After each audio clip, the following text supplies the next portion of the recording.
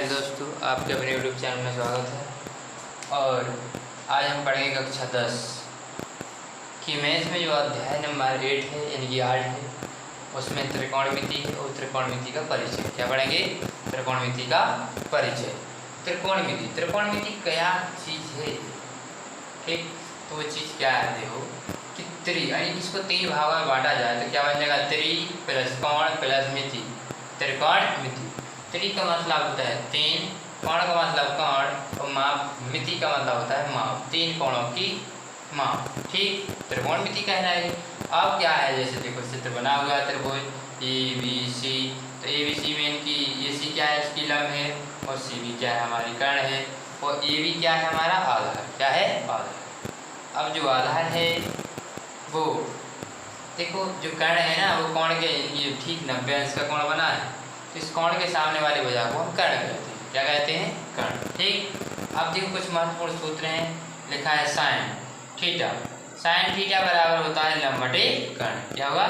लंब बटे कर्ण। इसके बाद है कॉस थीटा। कॉस थीटा बराबर होता है आधार बटे कर्ण। आधार बटे कर्ण। Tan theta. टेन थीटा बराबर होता है लंब बटे आधार। क्या लिखा है जी? लंब बटे आधार। कोट बराबर आधार बटे लंब, और सेक बराबर होता है कर्ण बटे आधार, और कोसेक बराबर होता है कर्ण बटे लंब। ठीक, देखो त्रिकोणमिति में कुछ से चिन्ह है ये बने हुए, इसलिए इनको देखना जरूरी है। लिखा है अल्फा। ये क्या बना? ए की तरह दिखता है। क्या है ये? अल्फा। और जो बी की तरह दिख रहा है ना, ये क्या है? बीटा। और वाई की तरह क्या है? ये हमारा गामा। ठीक, इसके अलावा है जी डेल्टा है। क्या है? डेल्टा। जी हमारा क्या है? लैम्डा। क्या है? लैम्डा। अब ये थीटा, ये क्या बना है? थीटा। जो भी पढ़ रहे थे ना, थीटा, तो ये थीटा है। ठीक, अब क्या है? ये हमारा साइन, त्रिशूल की तरह दिखाई देगा साइन। और रो, इनकी जो पी की तरह दिख रहा है रो है, तो जीरो बनाकर बीच में से काट दिया, इसको क्या कहते हैं? फाइव। क्या कहते हैं? फाइव। अब देखो अध्याय नंबर 8 अभ्यास नंबर 8 ए का क्वेश्चन नंबर 1 लिखा है कि त्रिभुज। ठीक, और त्रिभुज एबीसी में जो कोण है वो 90 अंश है। क्या है? 90 अंश। कोण मतलब बीच, बीच का मतलब जो है जो बीच में है तो वो कोण कैसा होगा? 90 अंश। बी है 90 अंश, ध्यान रखना। ए बी बराबर 5 और बी सी बराबर है कितना है? 12। ए बी बराबर हमारा 5 हो गया, बी सी बराबर 12, तो जे नहीं दिया है इसे तो हमने x मान लिया। ठीक, अब देखो क्या कहेंगे कि सी बी यानी कर्ण, दोबारा देखते हैं, इसको लिख देते हैं, यानी कि ए सी स्क्वायर यानी कर्ण स्क्वायर प्लस लंब स्क्वायर यानी कि ए बी स्क्वायर प्लस आधार यानी कि बी सी स्क्वायर। ठीक, ए सी की वैल्यू कितनी है? एक्स स्क्वायर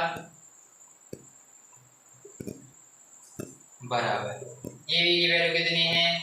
5 का होल स्क्वायर प्लस 12 का होल स्क्वायर। यहाँ पर एक्स स्क्वायर होगा, यहाँ पर 25 प्लस 12 12 144, तो बन जाएगा हमारा एक्स स्क्वायर बराबर 169। 169 कितने का वर्ग है? 13 का। तो यहाँ क्या हमारा घटेगा? इधर ही वर्ग घटेगा, 13।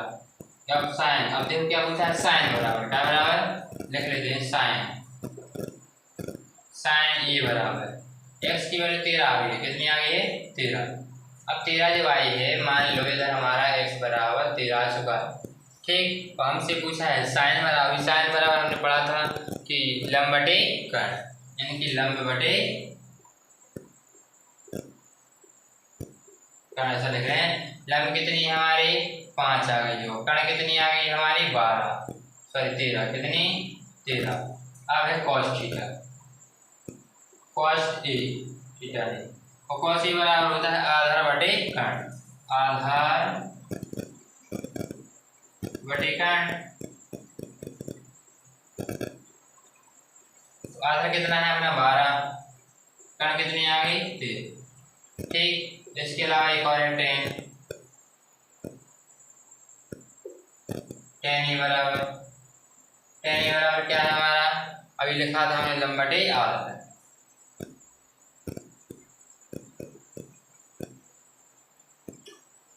लंब बटे आधार, लंब कितनी है अपनी? आ गई है 5, और आधार कितना है? 12। ठीक, इस प्रकार से जहाँ जिसके समझ में ना आया हो दोबारा देख लें। पहले हम सूत्र बनाएंगे इसी कर्ण स्क्वायर लंब स्क्वायर कर्ण स्क्वायर बराबर लंब स्क्वायर प्लस आधार स्क्वायर। क्वेश्चन नंबर 1 हो चुका है। इसके बाद और आगे जो सवाल दिए हुए हैं वो नेक्स्ट वीडियो में करेंगे। ठीक।